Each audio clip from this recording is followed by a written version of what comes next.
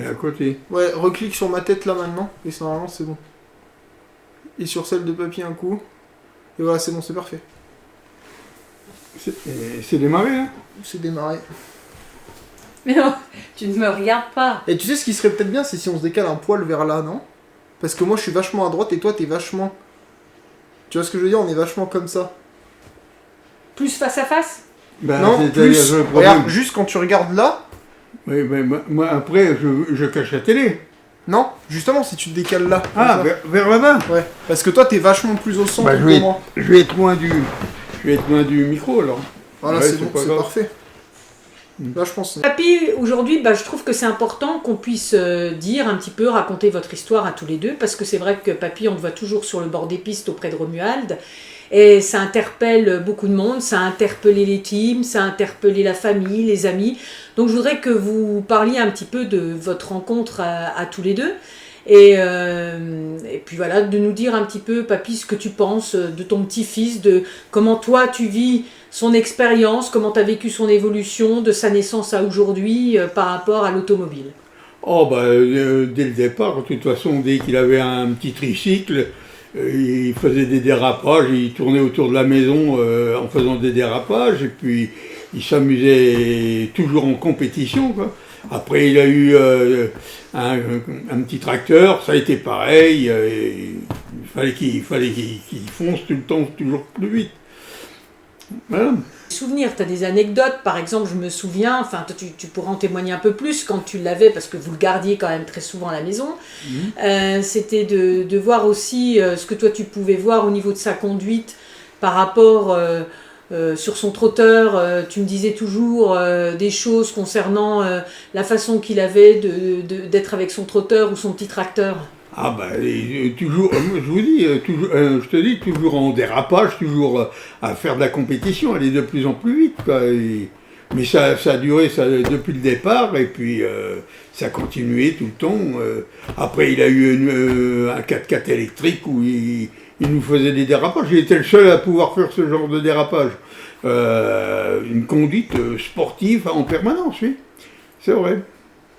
Et alors, comment tu expliques, toi, cette passion qu'il a pour l'automobile, en fait Oh bah, dès tout petit, je sais pas, mais depuis qu'il sait parler, il connaît toutes les voitures. Ah, je l'ai saoulé une paire de fois même. Hein. Ah ouais, je l'ai saoulé une paire de fois, ouais, ça c'est clair. Hein, c'est Ouais, vrai, ça hein. c'est clair. Il connaît toutes les voitures, il connaît tout, il connaît les cylindrées, il est capable de vous dire si c'est un 6 cylindres, un 4 cylindres, un 3 cylindres ou un 12 cylindres qui tourne. C'est... Sans voir la voiture, c'est Sans voir la voiture, oui, rien qu'au bruit. Oui, non, il a la mécanique, il a tout dans le sang, quoi. C'est vrai que c'est une passion que moi j'ai toujours partagée avec mon grand-père, parce que c'est lui qui connaissait, donc quand j'avais une question, j'allais le voir lui, plutôt qu'autre chose. Et c'est vrai que même des fois ça m'est arrivé de limite le saouler un petit peu, parce que je lui parlais que de ça tout le temps, mais c'est vrai que c'est quelque chose que j'ai depuis tout. Ouais, voilà, c'est une passion qu'on a toujours partagée tous les deux. Je pense aussi que c'est parce que mon grand-père a toujours été bricoleur. Donc mécanicien. Voilà, mécanicien, toujours à faire, toujours aller réparer des trucs, construire de nouvelles choses. Donc forcément, moi, c'est quelque chose qui m'intéressait aussi. Et généralement, souvent, les gens qui sont intéressés par tout ça sont aussi intéressés par l'automobile. Et moi, j'étais plus intéressé par l'automobile qu'autre chose, mais voilà. Donc je pense que ça vient de là. Est-ce que tu as déjà été plus curieux de ça, de savoir d'où te venait cette passion que tu as toujours eue en fait Ouais, parce que c'est vrai que moi, depuis tout petit, il n'y a que ça qui m'intéresse vraiment. Alors, j'ai eu d'autres passions entre-temps, et j'ai d'autres choses qui m'intéressent aussi, mais s'il y a vraiment un endroit qui me plaît plus qu'autre chose, c'est ça. C'est vraiment l'automobile. Moi, c'est toujours été... Enfin, de toute façon, mes études, ça a été pour faire ça. Aujourd'hui, je pilote, c'est forcément en lien avec l'automobile. Quand j'ouvre mon téléphone, il y a que des voitures, donc voilà, moi c'est vraiment que ça. Avant d'être pilote, je suis même passionné d'automobile avant même d'être pilote, je dirais. Et c'est vrai que ce qui a fait que... Enfin, moi, des années plus tard, j'ai demandé à mon grand-père, mais est-ce que toi, t'as aussi roulé ? Est-ce que toi, c'est quelque chose qui t'a un jour intéressé et tout ? Alors, il m'avait toujours dit que plus jeune, il y a très longtemps, il faisait des courses de karting avec son frère, et puis même son frère faisait des rallyes. Et puis Oui. des années plus tard, j'ai appris aussi autre Autre chose. chose. À 18-19 ans, je crois que j'ai appris ça. Mhm. Alors, oui. Bah, je faisais des courses de côte et que il y a pas donc si vous voulez si tu veux je faisais des courses de côte que j'étais même bon dans mon course de côte. Même j'avais été repéré par Porsche puisqu'ils sont venus chez moi pour m'embaucher pour faire des tests Porsche. Donc ils sont venus jusque chez moi et donc moi j'ai refusé du fait que, bon, entre-temps, je m'étais marié, que j'avais eu un enfant, donc mon fils.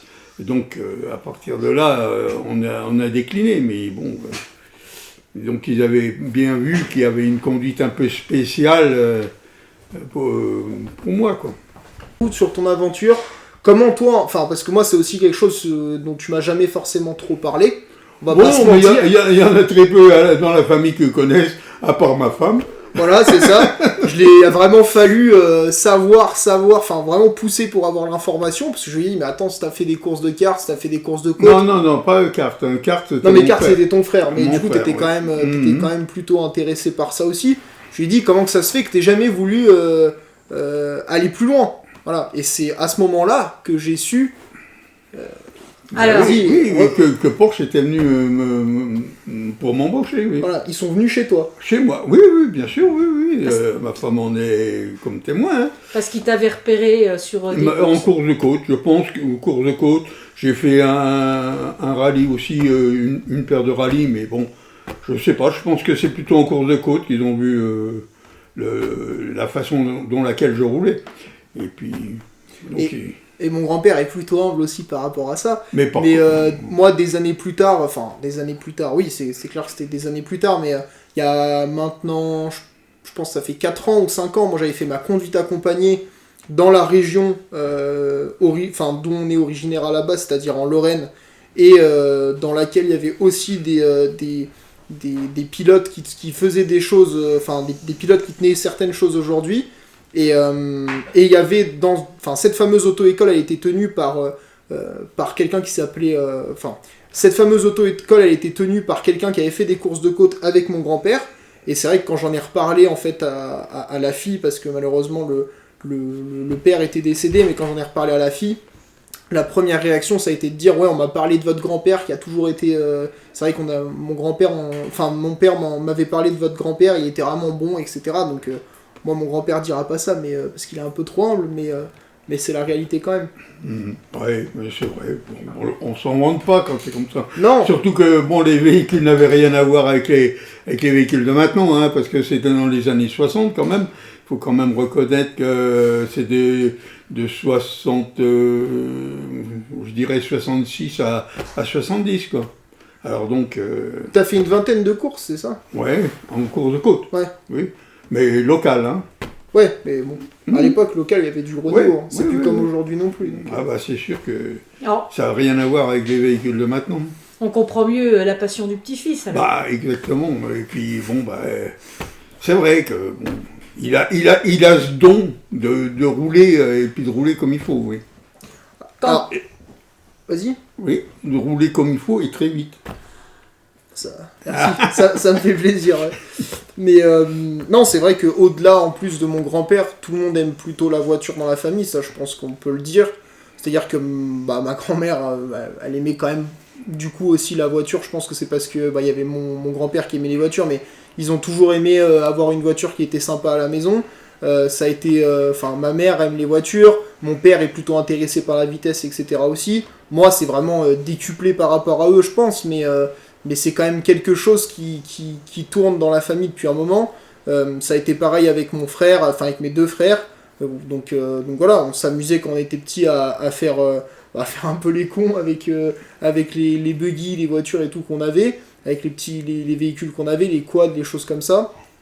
Et voilà, en fait, c'est une passion qui a toujours été là, mais pas au point où, en fait, c'est pas au point comme dans le sport automobile qu'on voit quand on va sur les courses de cartes, etc., où on voit carrément les petits, les fils, le père a roulé, le grand-père a roulé, etc. Moi, ça n'a jamais été à ce point-là, parce que à part toi, il n'y a personne qui a roulé dans la famille. Derrière, il faut...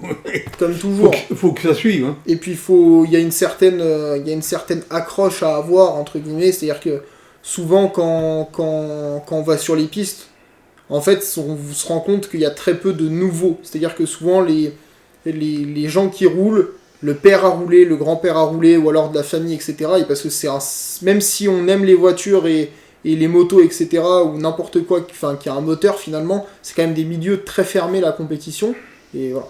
Et alors justement, toi qui a roulé, papy, qui a été pilote, qui a été repéré, qu'est-ce que tu penses du roulage de ton petit-fils, toi qui l'accompagne en plus, qui l'a accompagné faute de moyens pendant tout un temps en tant que mécanicien sur piste quand il faisait du karting, donc tu l'as regardé de près, etc. Quel a été ton premier regard, même quand il roulait, quand les premières fois où il a mis ses fesses dans le baquet, comment toi tu l'as regardé? Tout tombe bien parce que il a une façon de rouler qui est un peu différente aux autres, mais le gros problème c'est qu'il n'a pas suffisamment de roulage. Le gros problème même en kart, tu vois, il fait des performances, mais dès le premier jour qu'il a mis les fesses dans le baquet, il a roulé avec des performances impeccables, et puis sans avoir roulé avant. Donc dès le départ, il a été bon, parce qu'il a fait des performances et tout. Et puis sous la pluie, alors là, c'est le bouquet, c'est l'apothéose. C'est là où je t'ai le plus coaché en fait. C'est sous la pluie. Sous la pluie, t'es vraiment. C'est vrai que. Le mec extra, quoi. Sans me jeter de fleurs quand même, la première fois que je roule sous la pluie en karting, et c'était la première fois où je roulais sous la pluie tout court, parce que j'avais jamais roulé sous la pluie, je pars 23 ou 25e, parce que une fois de plus, il n'y avait pas de roulage, et je finis, je crois que je fais 8e, et je repère 3 places, je finis 11e, je crois. Voilà. Et c'était ma 3e course en karting, en karting de temps, de compétition, et c'était surtout mon 8e jour de roulage en karting de compétition. Et on était quand même dans la Manche, dans le championnat Auvergne-Rhône-Alpes, qui à l'époque en X30, pour les gens qui connaissent, à l'époque en X30, il y avait un sacré niveau en X30 Auvergne-Rhône-Alpes. Donc c'était plus que pas ridicule, c'était une performance, ça on peut le dire. C'était une performance, parce que, oui, c'est vrai. Mais quand tu parles de 8e... Non, il était revenu 8e, oui. Non, quand tu parles que t'es revenu, que c'était ton 8e jour de roulage en karting, quand tu dis ça, en karting de temps, t'as pas eu de roulage avant, de toute façon, en quoi que ce soit comme karting, à part le volant d'or dont on parle. Oui, mais ça c'était sur des kartings je veux dire, t'es pas quelqu'un qui a beaucoup roulé. Non, et c'est vrai que en fait j'ai fait très peu de loc. L'histoire elle commence vraiment où c'est ma mère qui trouve Nicolas Rohrwasser, hein, faut le dire. C'est ma mère qui trouve Nicolas Rohrwasser pour aller rouler en karting de loc. Et en fait c'est Nicolas Rohrwasser qui qui te dit à toi, faut le mettre en fait en karting de compétition. Et c'est à partir de là qu'on s'est retrouvé, mon grand-père et moi, à parcourir vraiment partout pour trouver, en fait, pour aller rouler. Donc, quand je dis parcourir partout, on n'a pas roulé beaucoup, parce que la plus grosse saison de toute ma vie que j'ai faite, karting, monoplace confondu, c'est la première, et c'est 6 courses en 2019. 6 courses qui finissent par un championnat de France. Et sur ces... Il y a 8 week-ends, en fait, de courses et d'entraînement, et sur ces 8 week-ends, il y a 2 week-ends d'entraînement et 6 courses. Voilà. Et ça s'arrête là. Donc, par rapport à ceux qui roulaient à l'époque, qui roulent toujours en karting peut-être 200 jours par an entre les entraînements et les courses, c'est rien du tout. C'était déjà rien du tout. Donc c'est déjà, en soi, quand il réfléchit, c'est déjà incroyable qu'on en soit là. Exactement. Hein. Ouais, c'est déjà incroyable qu'on en soit là, en ayant roulé si peu en karting, et si peu en monoplace aussi, parce que la monoplace c'est encore moins, c'est peut-être 3 fois moins que le karting. Donc, Ah, tiens, Putain, il est là, la preuve, il est là-bas, le grand-père. Alors, j'ai encore une question. Quel est le moment où ton petit-fils t'a le plus scotché? Ça, je suis curieux de savoir aussi. Plus scotché. Ah ben, je pense que c'est en F3, je crois. Là, la dernière, celle qui tourne là sur l'écran. Ah non, non, non, celle-là, c'est une... Tu sais, c'est le GB3. GB3, ça. Ouais. Un GB3. Ah, GB4, déjà, m'a scotché super bien. Ouais, c'est vrai que Ah, ça a été... attends, GB4, t'as fait une fois premier, une fois deuxième, une fois premier, terrain mouillé, une fois deuxième, terrain sec, et deuxième fois premier en terrain sec aussi. Ouais. Alors bon... sur les tests. En test. Ah ouais, alors faut quand même pas déconner. Oui, c'est vrai que c'est... Pardon, déconner. Non, mais c'est bon, c'est plus le dire, c'est pas grave. C'est pas grave. Non, C'est vrai que là... c'est vrai que c'est 4 jours de test qui sont... tu remontes dans celle-là, GB3 qui est là derrière nous, là tu fais des performances formidables pour une voiture que tu n'avais jamais roulée. Ouais. Bah, la GB4 non plus, tu l'avais jamais roulée. Non. Par contre, tu avais fait de la F4. Bah, c'est vrai que ça se rapprochait, c'est vrai que c'est plus une perte. moi, perso, je considère pour le coup que, tu vois, là où moi je me suis le plus coaché, c'est vraiment le test en GB3. Parce que quand tu regardes, je sors des stands, je fais 2 tours de chauffe, 6 tours, où là, on fait 6 tours en push-laps, hein, tu sais, des tours à fond, quoi. Et 6ème tour, bah, je suis dedans, quoi. Je suis dans bah oui. C'est bon, c'est fait. Donc tu te dis, 6ème tour, sans connaître la piste, ni la voiture. C'est vrai. Alors, GB4, c'est vrai que je connaissais pas la voiture, mais c'était quand même... Ça se rapprochait de la F4 quand même. Ouais. Donc c'est quand même censé être le même niveau en termes de performance, de vitesse, etc. Ouais. Même si ça n'a rien à voir sur la conduite, parce que c'est deux voitures, enfin sur le pilotage, c'est deux voitures complètement différentes, techniquement, etc. Mais... Quand même en GB4, ça s'est hyper bien passé. Ah bah GB4, GP3, t'as tourné du tonnerre. Il n'y avait pas... Il n'y a pas à chier. Il n'y a pas à tourner du cul contre les droits. Je la mettrai quand même, celle-là.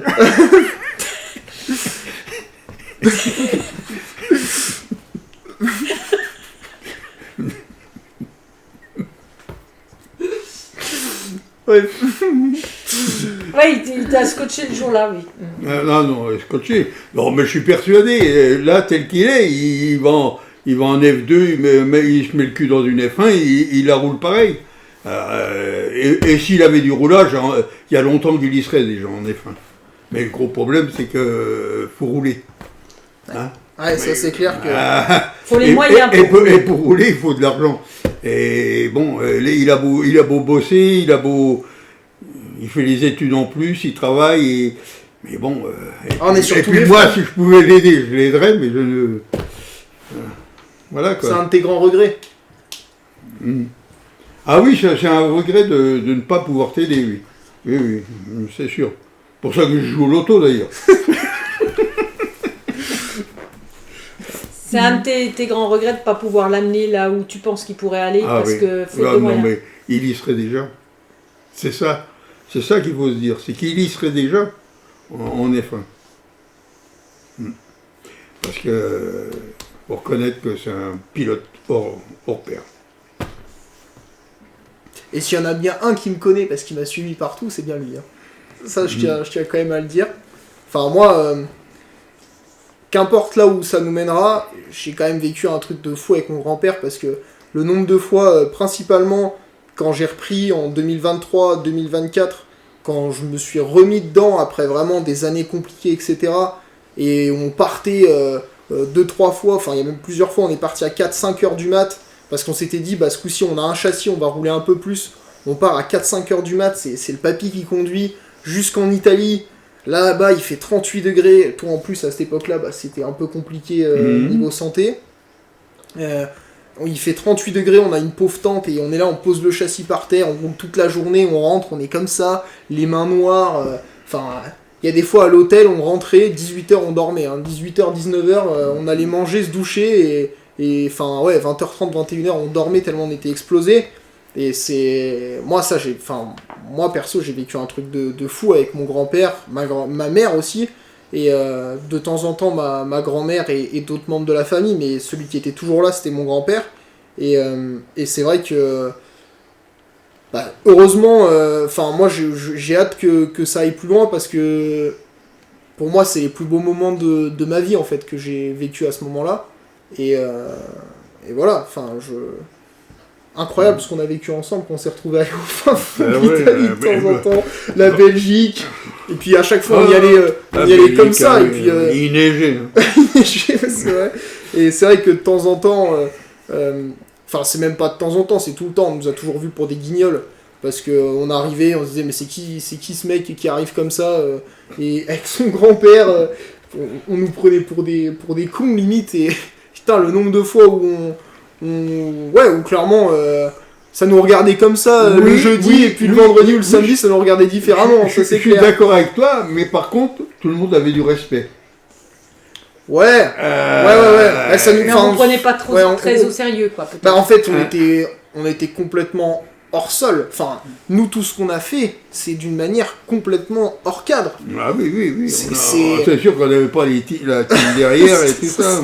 Ça, c'est clair. Puis, rappelle-toi, quand vous avez fait les 6 heures d'enduro avec ton frère. D'endurance, là. Ouais, avec ton frangin. Ouais, c'est pareil.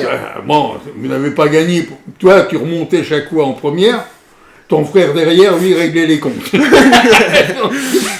Ça c'est clair que mon frère il en a sorti un paquet. Mais c'était... même là, ça nous regardait...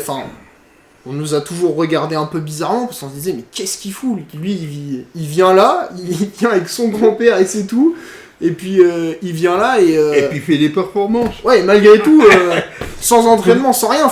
J'étais inconnu, même en karting à l'Europe, tout le monde se connaît, parce que tout le monde se voit tous les week-ends. Les mecs, ils se voient tous les week-ends pour aller rouler, etc. Et quand ils voient un gars qui arrive comme ça et qui se pointe, qui fait ça, personne l'a fait, finalement. Il y a quand même la Belgique, où une manche, je pars loin derrière et tout, et je remonte... je finis quoi, 12, 13? Ah non, je suis remonté plus, mais après j'ai redégringolé. Ouais. Mais 12, 13 peut-être. Et puis à la fin, je repère 3-4 places à nouveau. Il y a eu l'Italie quand même, où premier... au test, je me retrouve à faire 7ème chrono. Ça me regarde bizarrement quand ça arrive, donc... Ah en Italie, t'as fait aussi les 24 heures aussi. Ouais, après ça c'est un autre, niveau un peu différent, c'est un niveau différent, mais ouais. C'est quand même... c'est vrai qu'à chaque fois, ouais, c'est vrai. Et puis il y a eu aussi de la malchance, on va dire, des problèmes techniques dans les teams. Il y a eu de la malchance, oui. Que ce soit dans les teams cartes, quand il a fait partie des teams cartes, il y était pour rien, par exemple, il y a une bougie qui a complètement défoncé tout le truc. Et il y est pour rien et il n'a pas pu continuer la course. Ce qui est pas normal d'ailleurs, parce que la team aurait dû... Il n'a pas pu être qualifié. Il n'a pas pu être qualifié. C'est-à-dire que c'était au moment des chronos. Ils pètent le moteur, ils n'ont pas... Mais non, il n'a pas pété le moteur, il a pété la bougie qui s'est complètement défoncée complètement et tombée dans le dedans. Mais donc il n'a pas pu faire exactement les chronos, il est parti en dernière position. Donc c'est pas normal. En fait, moi là où... C'est que, moi quand je dis qu'on nous prenait toujours un peu pour des guignols, ça j'ai pas de mal à le dire, c'est que, en fait, vu qu'on arrivait là, que ça se passait bien, et qu'on arrivait sans... Parce que nous, on n'est pas des gens, naturellement, on râle pas beaucoup. On est d'accord? On est plutôt... Pas... On râle entre nous. On s'engueule mais entre nous. Voilà, on est toujours très poli avec les autres, on n'ose pas les réclamer, etc. Et quand t'es nouveau, que t'arrives, et qu'il y a quelque chose qui se passe mal, ça peut arriver, hein. Il peut y avoir des pannes mécaniques, etc. Mais quand après on te demande toujours de payer plein pot, alors qu'il y a eu une panne mécanique, qu'il y a eu quelque chose, que le matériel qu'on t'a fourni était pas bon, etc., c'est là où on nous a pris vraiment pour des guignols, et plus d'une fois. Et le problème, c'est que tu fais confiance aux gens en te disant, t'arrives dans le milieu, donc on va t'expliquer comment ça marche, surtout un milieu qui fait tant rêver quand t'es de l'extérieur, et en fait, pas du tout. Tout le monde est là pour l'argent, parce que c'est ultra compétitif, et terminé, en fait, finalement. On parlera peut-être pas là comment discrétion, on ne parlera pas des votes à huis clos qui se passent. Ouais, alors ça c'est encore. Oui, mais un autre truc. non, c'est quand même un autre truc, mais je veux dire quand même que quand on paye quand même, parce que quand on a très peu de moyens comme toi, par exemple, Romuald, dès que tu te retrouves à essayer de mettre toutes les chances de ton côté en allant, par exemple. Passer pour de la F4 pour avoir une année de F4 qui est offerte et que les votes à huis clos se passent pas devant les pilotes mais entre les dirigeants, ça pose quand même question aussi. Il y a des choses comme ça que toi tu as pu remarquer, Papy, à différents niveaux. Parce que étant mécanicien déjà tu avais l'œil.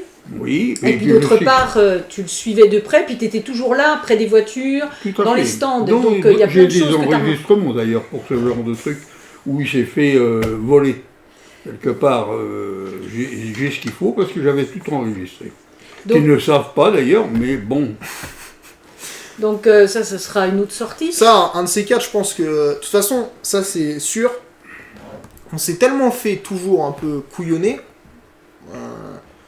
qu'il y a une chose qui est sûre, c'est que moi un jour je réglerai tous mes comptes.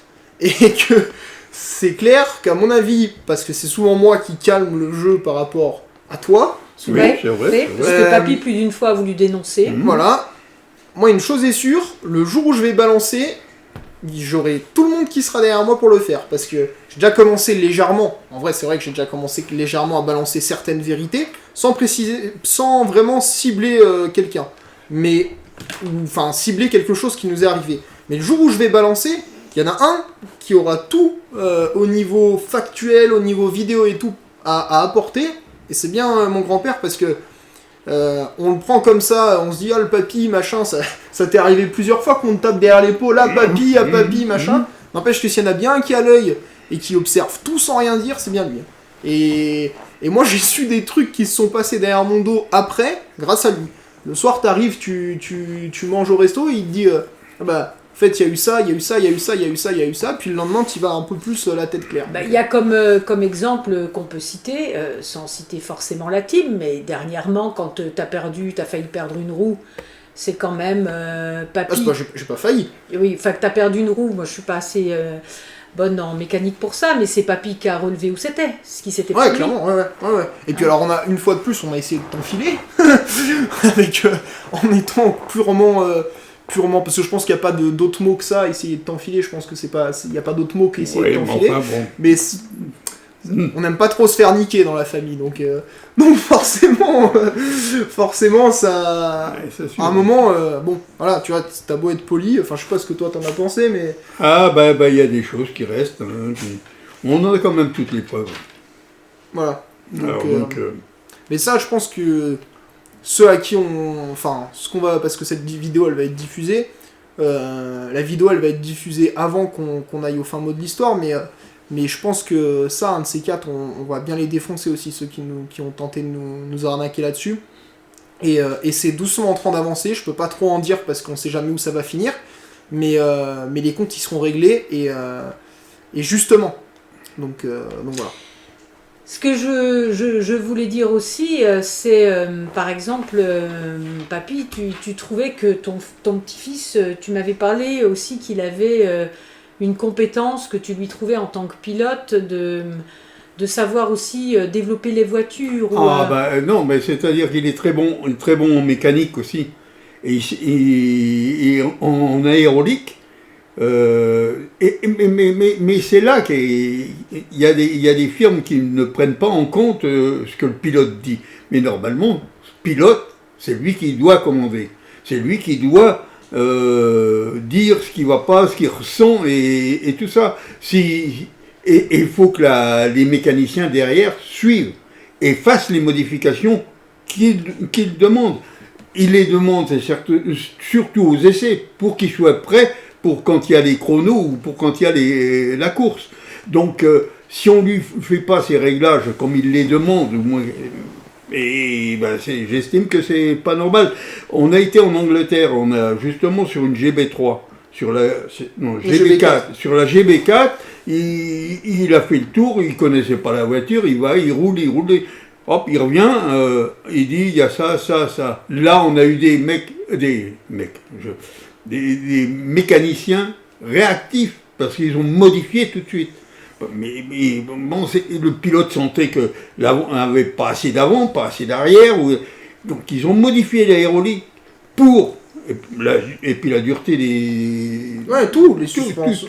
Tout ce que tu as demandé, tu l'as eu. Et c'est pour ça qu'après, il fait des performances qui sont hors pair. Parce qu'il sent sa voiture, c'est lui qui doit régler. Et les mécaniciens sont là pour suivre ce que le pilote demande. Ce qui n'est pas forcément dans toutes les teams. Bah, il y a une chose qui est sûre, je crois qu'attends, on a fait 2 teams de cartes. Alors on a fait quoi? On a fait 2 teams de cartes, 3 teams de monoplace. On a testé. Et non, on a fait 3 teams de cartes, pardon, et 3 teams de monoplace. Monoplace, tu as fait 4 teams au total. Là, il y en a une. T'as quand même fait Excel. Non, mais donne peut-être pas les Non, noms. c'est pas grave. Excel, Scorpio, Yannick, et après Feed Racing, ils sont pas censés te régler la voiture. Non, mais Feed Racing, ils sont pas censés régler. Je regrette, mais non, ils sont pas censés régler. Mais quand il y a un problème, voilà, mais ouais, par contre, quand il y a un problème, ils oui. doivent bien le réagir. Oui, ce qui n'a pas été fait. Qui n'a pas été fait. Ça, on dira, ça, on va la sortir beaucoup plus tard, cette partie-là. Et si on veut y aller par là, quand on te raconte comme quoi que la voiture elle est réglée en fonction du poids, si le mec est trop lourd, Non, ça c'est des conneries. Ça c'est des conneries. Oui, mais tu vois bien que rien n'a été respecté dans ce qu'il dit. Non, et ça c'est toi qui l'as vu. Et c'est là où je dis, il voit tout. Parce que c'est quand même pas normal. Ça il l'a vu. Voilà. Ouais, c'est quand même pas normal. Mais... Regarde, il y a une autre team qui t'a prise. Une team où tu donnais des réglages et tout, on ne les faisait pas sur ton véhicule, on les faisait sur l'autre voiture. Ouais. Ah. Ouais. Alors donc, là, en définitive, cette team-là t'a pris parce que tu avais déjà roulé en F3 et eux commençaient à faire de la F3 ou c'était la deuxième année. F4, tu veux dire. Oui. F4, ils faisaient de la F4 et ils t'ont pris et en définitive, tu as été presque le pilote d'essai. Ouais, alors moi pour pouvoir te piquer tout ce que tes connaissances. Moi je dirais même qu'ils m'ont même pas pris pour ça. Je pense qu'ils m'ont pris parce que je leur ramenais des sous. Oui, mais oui, il y a ça. Mais aussi parce que parce qu'ils prenaient bien en compte ce que tu leur disais. Mais par contre, ils ne l'amélioraient pas sur ton véhicule, sur ta voiture, ils l'amélioraient sur celle du collègue. Parce que juste avant de commencer cette saison-là, j'avais pas d'expérience. Par contre, j'avais déjà fait une belle perf. Donc, ça voulait bien dire que j'étais vite. Et je pense qu'ils se sont vraiment, c'est vrai, servis de moi pour régler complètement l'autre voiture et garder ma voiture en tant que voiture en réglage de base. Voilà. Même s'ils avaient déjà un réglage de base qui était complètement pourri. Mais c'est bien là-dessus aussi que tu as paumé les biellettes de direction à l'avant. Ouais, alors ça c'était... Non, mais pour revenir à ce que je disais tout à l'heure, je pense que sur les, du coup, 3 teams de cartes, 3 teams de F4 qu'on a fait, sans compter le volant, je pense que... Allez, dans 70-80% des cas, on n'a jamais écouté ce que j'avais à dire. Et là, et en fait, finalement, à chaque fois qu'on a... Ah, mais c'est là où c'est terrible. Ah bah oui. Et par contre, les 2 firmes anglaises l'ont suivi. Les 2 firmes anglaises m'ont suivi. La dernière, on n'a pas fait beaucoup de réglages. Non, pas fait beaucoup de réglages, mais ça a fonctionné très bien sur ta GB3. Ouais, ça marchait. Ouais. Après, je pense que... Non, attends, je pense que le réglage, quand même, on va pas leur lancer trop de fleurs non plus. Je pense que le réglage était très facilement optimisable sur ce qu'ils m'avaient donné. Peut-être, oui, mais enfin là, t'étais... Voilà. Je pense qu'eux, ils étaient là pour rentabiliser aussi dans un sens, mais c'est normal aussi. T'étais là aussi pour la première fois monter dans une GB3. Exactement. Alors, donc c'est logique. Mais quand tu vois les performances que tu as faites, avec une voiture qui n'était pas réglée tout à fait comme toi, tu le sentais, peut-être, ça fait des super performances. Sur la GB4, par contre, là, ils t'ont suivi et... je pense que... Là, c'était les mecs... Le meilleur exemple, c'est le deuxième... Le meilleur exemple, c'est le deuxième test à Snetterton, sous la pluie. Là, la voiture, elle était juste... et puis tu demandais, tu l'as eu. Ouais, et puis finalement, moi, je fais aussi ce sport... Enfin, entre guillemets, je fais aussi ce sport. Alors, bien sûr, on fait ce sport parce qu'on aime l'automobile, moi j'aime la compétition, etc. Mais moi, je fais ce sport pour ce moment-là, ce moment où la voiture, tu sens tout d'une manière où c'est... tout est incroyable, en fait. Quand tu freines, elle fait exactement ce que tu veux. Enfin, tu as un feeling avec la voiture, tu fais vraiment qu'un. bah moi je fais ce sport pour ça, je fais pas ce sport pour mais quelque chose d'autre. le pilote, il est fait pour ça. Voilà, et si le mécanicien derrière, il fait pas enfin si le mécano et l'ingénieur, enfin la team en règle générale quoi, fait pas le boulot pour t'apporter ce réglage-là ou ta feeling, c'est mort. Bah voilà. Voilà. Et si tu as fait des performances, ça, parce que la team a suivi tes indications. Exactement. Et toi, c'est toi quand même qui roule, c'est toi qui ressens. Que tu roules même avec une voiture normale et puis que tu n'aies plus de pneus dessus, par exemple, tu vas sentir la différence. Voilà, c'est tout. Et la team est là pour ça, je regrette, mais les mécaniciens sont là pour ça. Et ils doivent être à l'écoute. Et il a fait en plus des beaux scores en faisant la route, en dormant très peu. En dormant très peu, oui, parce que généralement, le dernier essai en GB3, c'est en GB3, hein, où on est parti en Espagne, on a fait ça d'une seule traite, on n'a pas dormi à l'hôtel ni rien. Il a roulé et on est reparti. Et on est revenu le même jour. Voilà. Alors, on est parti la veille, on a fait, nous, parce que mon grand-père est parti de Lorraine du coup, et moi je suis en Haute-Savoie, on est parti, on a fait 650 ou 700 km jusque Barcelone. Là-bas, on est arrivé, on a fait le baquet, ça a duré bien 4h30 de faire le baquet. On a quitté la piste, il était 22h, 22h30. On a vite été manger, pris une douche, couché. Donc j'ai dû dormir 5-6 heures. Et je me suis relevé le lendemain, on a fait la journée complète, et puis on est rentré direct d'une traite parce qu'il y avait Noël, et donc on est rentré j'ai roulé de 9 heures de Barcelone jusqu'en Lorraine. En voiture, oui. Donc c'est pas la même chose que tous les gars que tu vois arriver avec un jet privé. On a vu un gars une fois arriver en hélico, et puis qui dorment dans des camping-cars full aménagés, où il y a tout le grand luxe et où c'est la belle vie.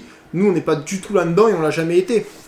Comme je disais tout à l'heure, l'époque où on est parti en Italie, quand même rouler avec le kart, la petite remorque, le 4x4, et que voilà. On arrivait là-bas, on arrivait sur la piste, et puis hop, on déballait tout, et puis tu roulais. Voilà, c'est ça. Et puis on allait recoucher que la nuit d'après. Hein. C'était un rythme de folie, hein, franchement. Ça pour moi, ça c'est vraiment le moment où on a vécu le rythme le plus dingue. Et je me souviens une fois.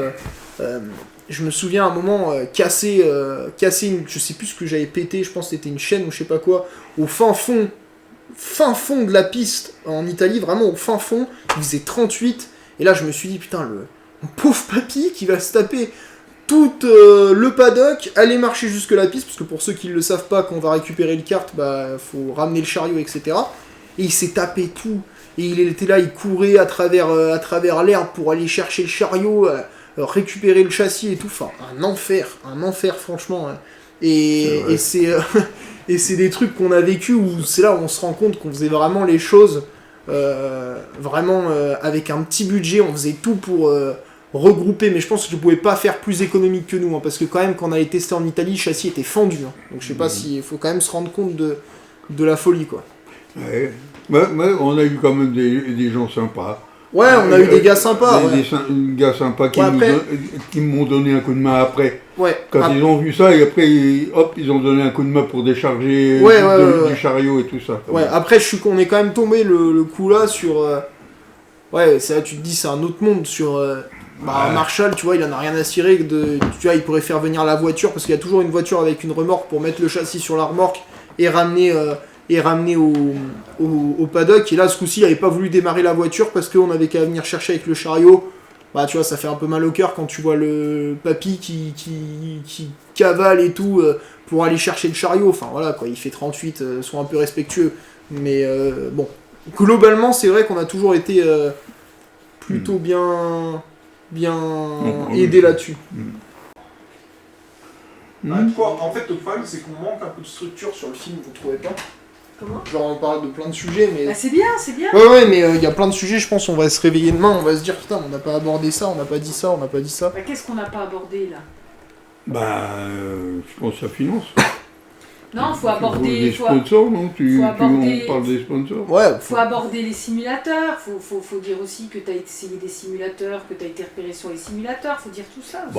Ouais, mais faut pas qu'on soit toujours dans le repéré et tout. Faut qu'on parle aussi des souvenirs qu'on a eus. Enfin, tu vois, faut vraiment qu'on parle de tout ce qu'on a vécu, quoi. Bah, c'est quoi les autres souvenirs? Bah, c'était émouvant tout à l'heure quand vous avez parlé tous les deux. Hein, Ouais, c'est vrai, j'ai vu, mamie, tu as lâché une petite larme.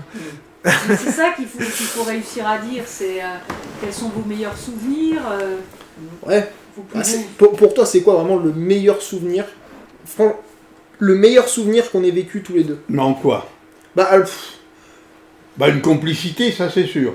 bah ça, on l'a toujours eu. Ah, on finalement. l'a toujours eu, Bon, des fois- depuis toujours. Hein. Des fois, ça nous arrive, on se fâche. Oui, ah oui, oui, oui. Oh, non, mais de toute façon, c'est comme dans tous les couples, de toute façon. Hein.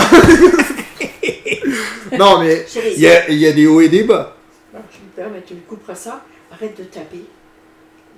Hein? Parce que si ça se trouve dans le micro, ça va Oh, résonner. je crois pas. Tu crois pas? Si.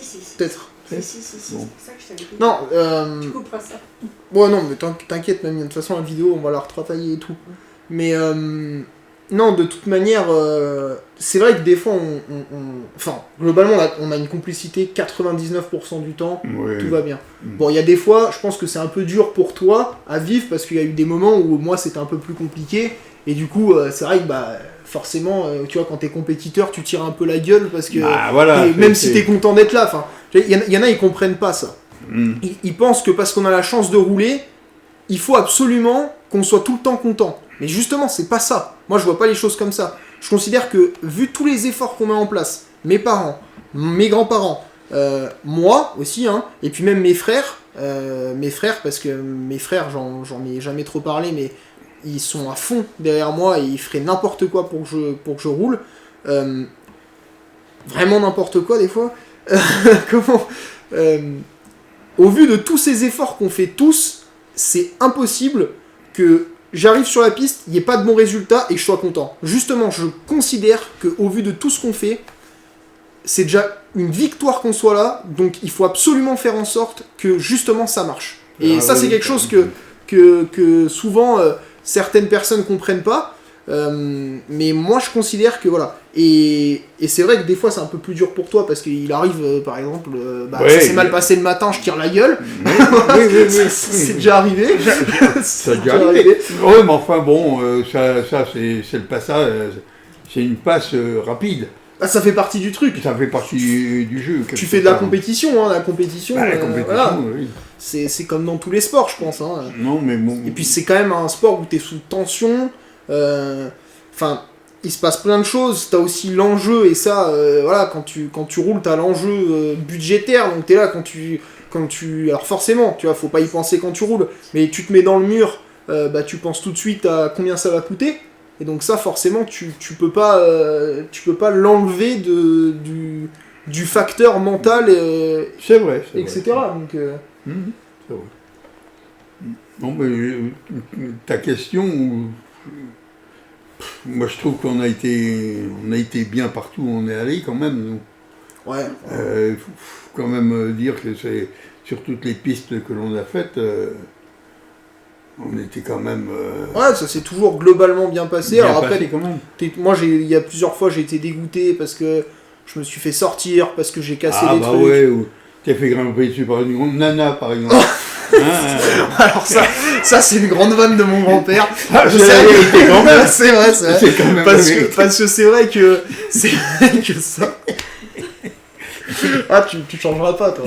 C'est vrai que ça, c'est un de mes premiers. C'était à piste à Lyon. Hein. Ouais, c'était à Lyon. C'est un de mes premiers. Je crois que c'est le première sortie de piste vraiment en course que je fais, premier accrochage, et je me suis fait grimper dessus par une fille. Et alors là, c'était bon. C'était la vanne de toujours. Mais voilà. Ouais, c'est vrai. Ah oui. T'as pas su cher là.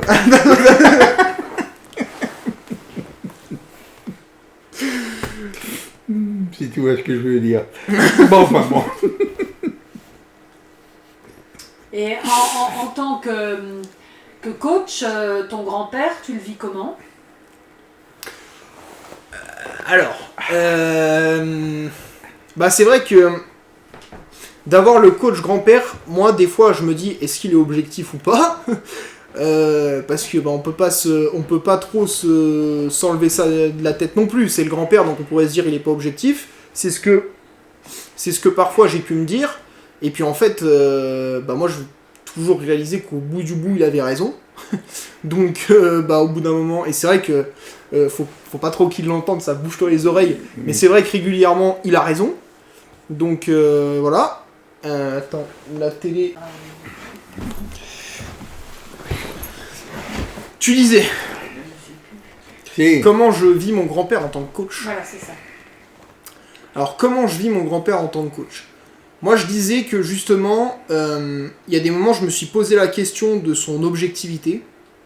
J'ai pas de mal à le dire, parce que des fois, tu rentres, il te dit « Ouais, non, mais attends, ça c'était super et tout, c'est juste que t'avais pas ça, t'avais pas ci, machin et tout. » Bah, tu te dis finalement, est-ce qu'il a raison ? Est-ce qu'il est pas un peu trop optimiste ? Mais en fait, non, jamais, parce que je me suis souvent aperçu qu'il avait raison. Et faut pas trop qu'il l'entende, mais même il y a beaucoup de sujets où il a souvent raison. Donc c'est vrai que finalement, du coup, au fur et à mesure, j'ai appris vraiment à l'écouter. Moi, j'ai toujours écouté, mais de façon à être... Enfin, j'ai de plus en plus pris de façon à ce qu'il soit...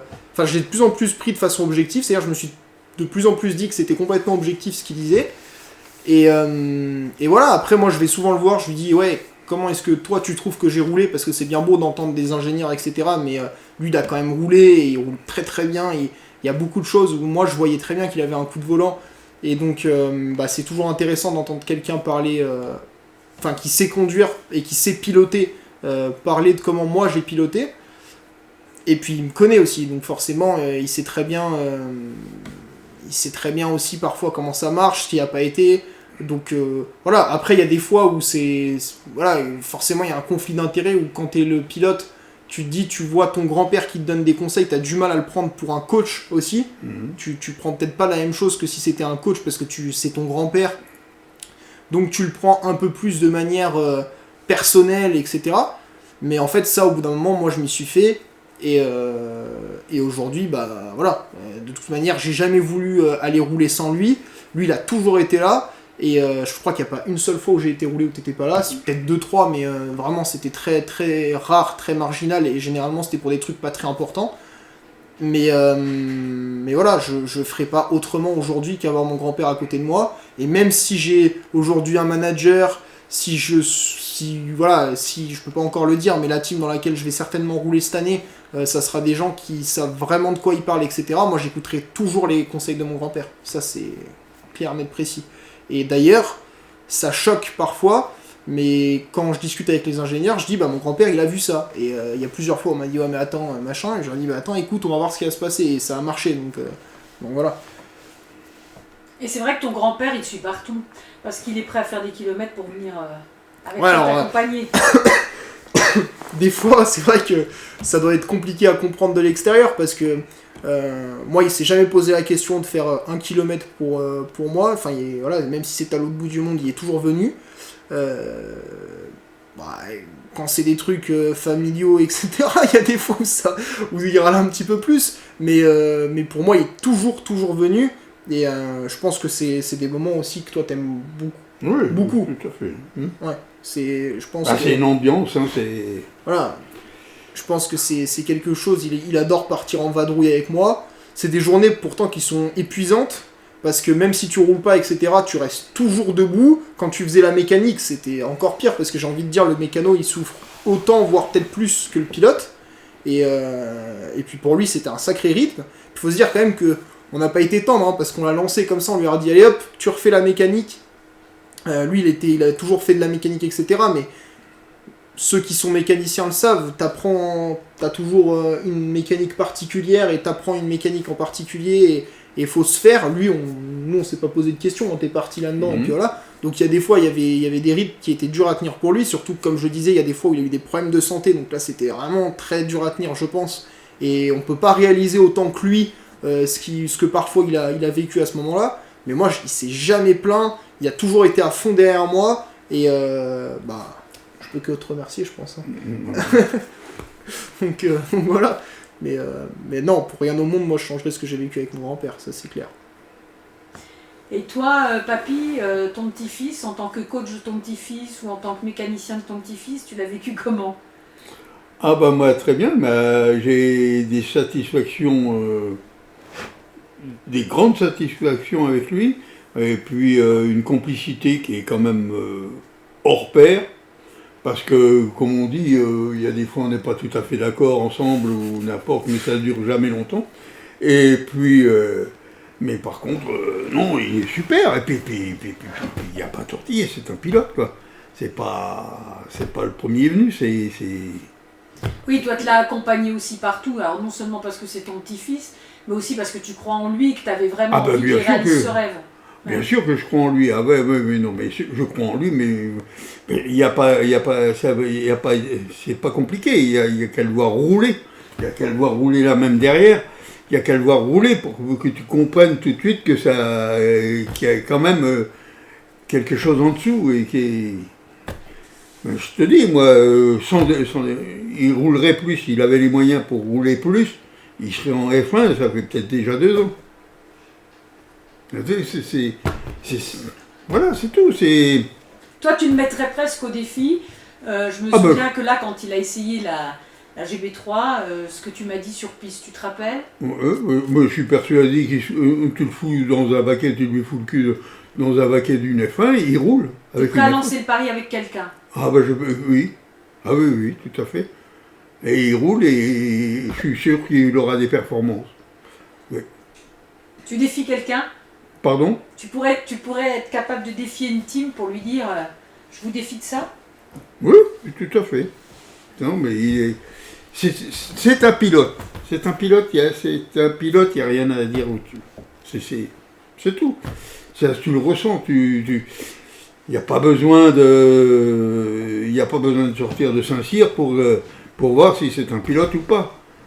Ouais, et puis c'est ce que tu me disais aussi souvent quand on arrivait par exemple dans les paddocks, tu disais souvent qu'en fait c'était en plus, lui il n'était pas comme les autres pilotes au sens où il devait s'occuper aussi de la mécanique, il n'avait pas à se soucier que de lui et d'aller se reposer dans un coin, il devait être là derrière toi, t'aider à porter le kart. Quand on faisait du kart, oui, il n'avait pas à se reposer. Il ne pouvait pas faire comme les autres, aller se mettre des écouteurs, se mettre sur une chaise. Il fallait qu'il me donne un coup de main, que ce soit pour, je ne sais pas moi, pour l'entretien en général, parce qu'un kart, il ne faut pas croire, hein, mais c'est que on est à faire en permanence de la mécanique dessus. En permanence. Ça peut être uniquement un graissage de chaîne ou changer les plaquettes ou n'importe, mais il y a toujours quelque chose à faire, un réglage, il y a tout. Là, c'est de la compétition, donc tout doit être optimisé. Le pilote, le kart, tout doit vraiment être optimisé. Et c'est vrai que du coup c'est du boulot. Et nous on n'était que 2. Voilà. Alors mon grand-père mon papy faisait vraiment la grande majorité. Mais il y a plein de choses sur lesquelles moi je l'ai aidé pendant un moment. Et c'est vrai que quand t'arrives, même quand on allait tester, t'as les mains noires. Et je sais pas comment expliquer, mais tu finis ta manche de test. Tu finis vraiment ton test. Donc t'as roulé 20 minutes.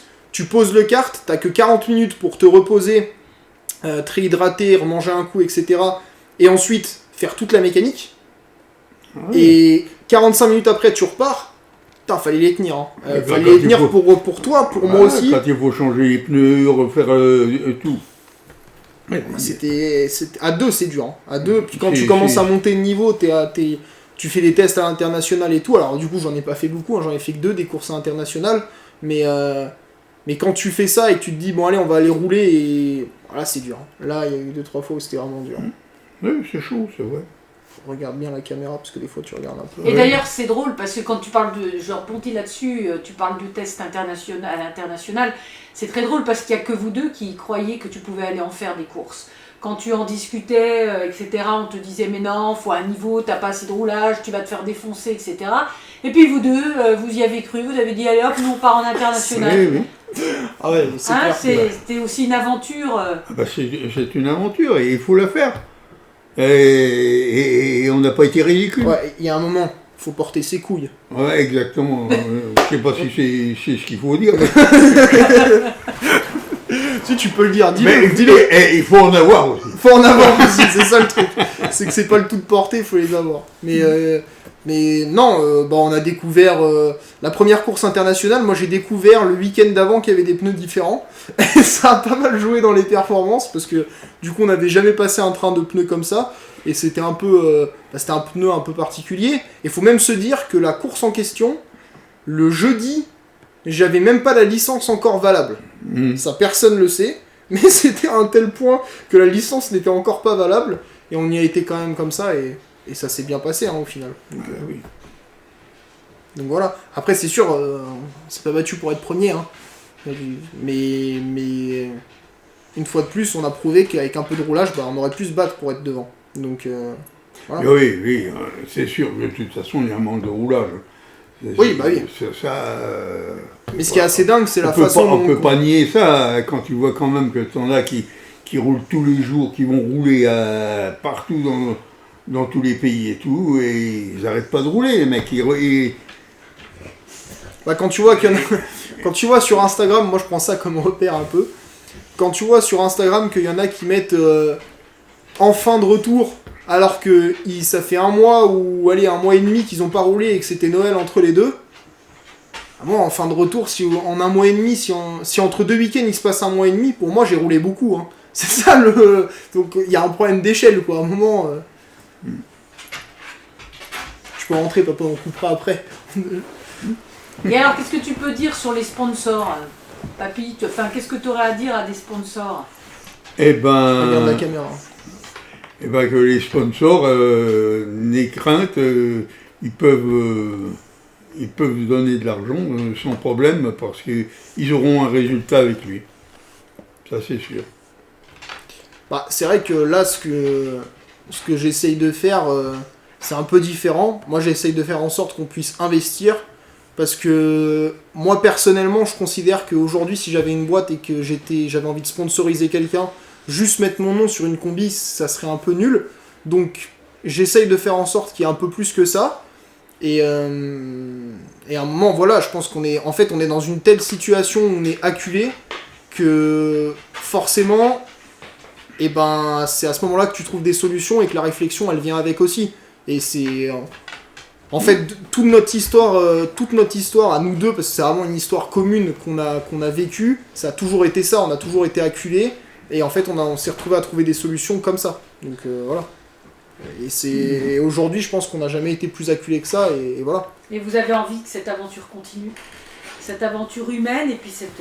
Moi, je rêve, je le dis, je rêve de pouvoir gagner vraiment quelque chose de gros devant mon grand-père. Et cette victoire, et elle va arriver. Elle arrive, cette victoire, je vais la dédicacer qu'à une seule personne, et ça sera mon grand-père. Ça sera le premier à qui je vais vraiment dédicacer cette victoire, parce que tout le monde la mérite, tous ceux qui sont autour de moi la méritent, mais moi j'ai vécu un tel truc avec mon grand-père que c'est vraiment pour lui, cette victoire, elle sera vraiment pour lui, elle sera pour toute ma famille aussi, mais elle sera pour lui en premier, quoi. Voilà. Merci.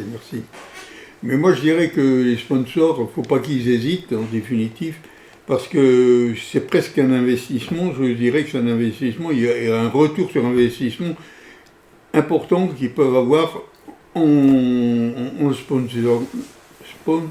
Merde. Risant. Sponsorisant. Répète, en le... Non, c'est pas Sponsorisant. Sponsorisant. Voilà, c'est ça. Ah, mon grand-père, il était pas très familier avec l'anglais aussi. Oui, non. Ouais. Toi, vraiment, papy, si t'avais un mot de la fin à dire sur ce qu'on a vécu ensemble, sur là où tu me vois, sur n'importe quel sujet, en fait, ça serait quoi? Ça serait... je sais pas, ça serait le coup de la F1, hein. Pour moi... Toi, tu crois que j'y serai un jour? Moi, je pense que tu devrais l'être. Tu devrais l'être. Ah oui, non, mais tu devrais T'as l'être. pas de doute? Ah non, de ce côté-là, j'ai aucun doute. Si tu avais les moyens que tu roulerais, et tu serais en F1. Et je suis persuadé que c'est même pas de cette année que tu y serais déjà avant. Bah, ça me fait plaisir. Et, Quand même. et c'est vrai ce que je te dis là. C'est vrai. Ouais.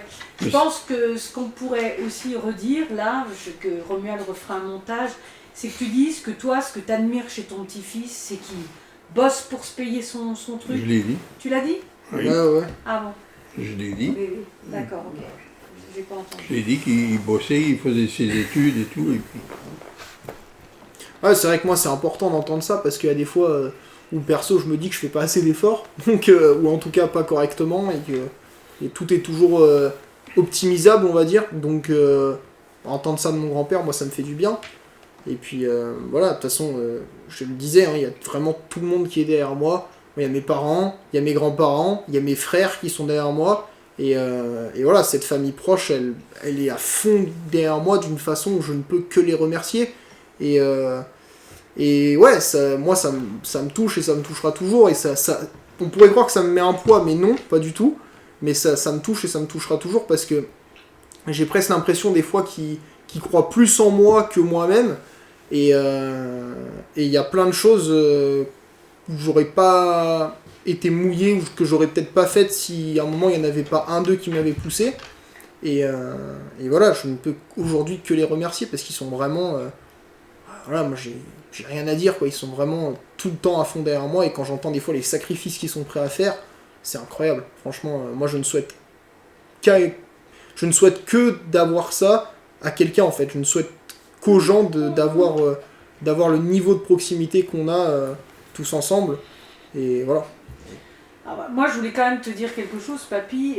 On a eu des conversations des fois sur les bords de piste tous les deux, où des fois je te disais, et si véritablement c'était lui qui n'était pas un bon pilote? Tu me répondais à chaque fois une phrase, c'était laquelle? Oh, ça je sais plus moi. Ah, tu sais plus. Voilà. Parce qu'à chaque fois je te disais, ouais, et si on se trompait? Et toi tu me répondais, non, on se trompe pas. Ah non, bah non, de toute façon, on ne se trompe pas et on ne se trompera jamais, c'est clair. Mais c'est dans le sens, c'est inné. De toute façon, c'est inné pour lui. Alors donc, il n'y a pas tortillé, que ce soit toi, que ce soit tout le monde. Tous ceux qui l'ont vu rouler savent très bien qu'il roule très bien, qu'il roule à la perfection. Bah, c'est vrai que moi, ce que je dis souvent en ce moment, c'est que j'ai pas vraiment de mérite parce que j'ai jamais vraiment réussi. Enfin, j'ai du mérite d'être sur la piste, ça c'est clair, mais j'ai pas de mérite d'être vite parce que en fait c'est complètement naturel. J'ai jamais bossé, j'ai jamais fait des tours, à passer des pneus, pas parce qu'on n'a jamais eu le budget. Et du coup, si je vais vite, c'est complètement inné. Il y a vraiment aucun travail derrière.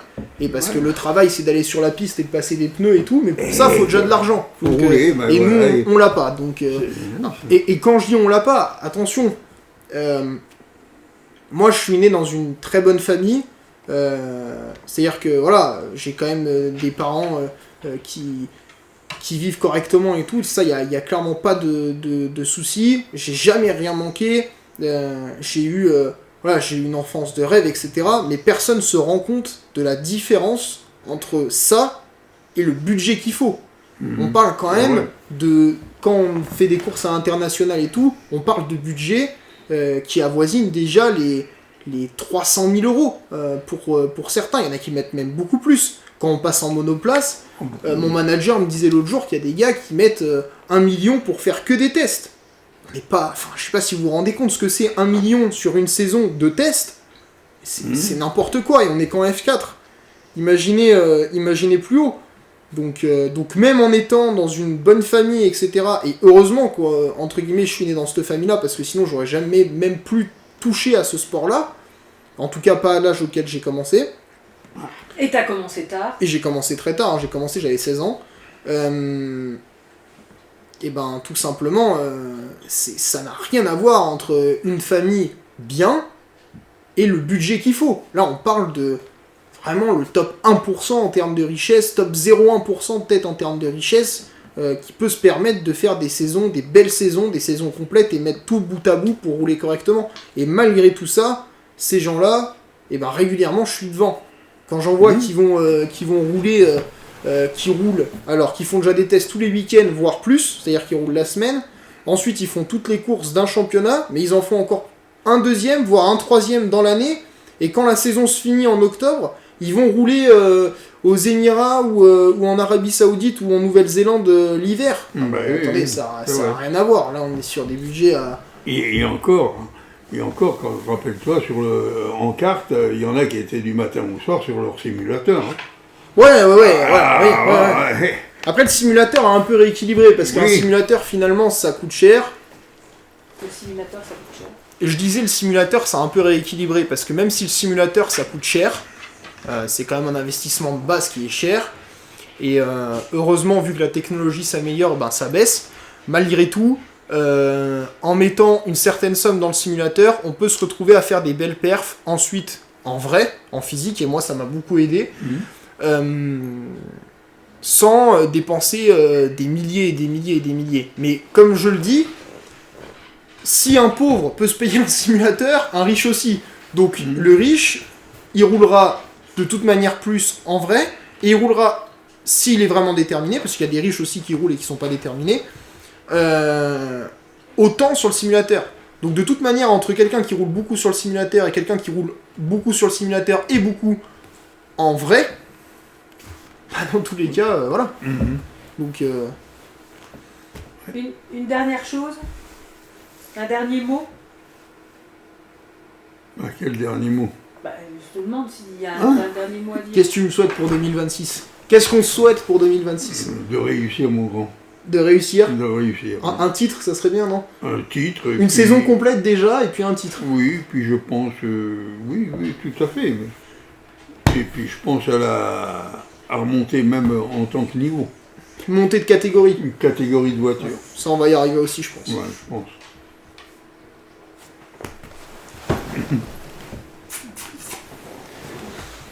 Merci, mon papy.